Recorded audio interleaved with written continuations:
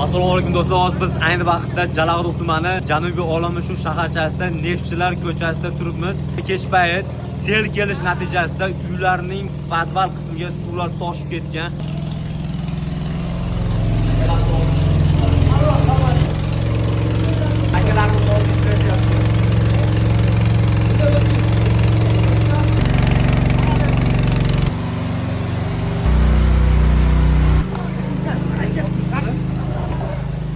Orqamdagi domni podvaliga aynan mana shu joydan suv kirgan do'stlar.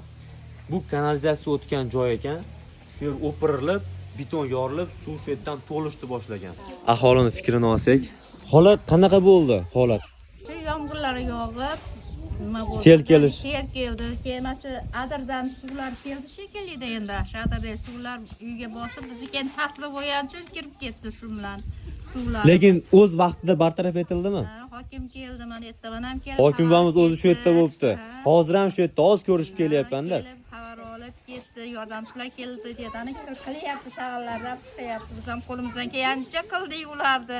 Ular ham yordam beryapti, Xudoga. Kayfiyatingiz yaxshi bo'lishidan ko'rinib turibdiki, tez bitgan ishlar tez bartaraf etilgan. Yaxshi bo'lyapti. Xudoga shukr. Uylarimiz sog', hamma yo'g'imiz yaxshi. Shu jicha suv kirdi. Ha, endi ko'rgilik. Yaxshi. Rahmat. Do'stlar, hozir hammasi ortda qoldi. Uylarimiz hammasi tozalandi. Suvlar to'lib ketgan ekan. Hammasini favqulodda vaziyatlar vazirligi xodimlari tomonidan tozalov ishlari olib borildi. Xavf bartaraf etildi do'stlar.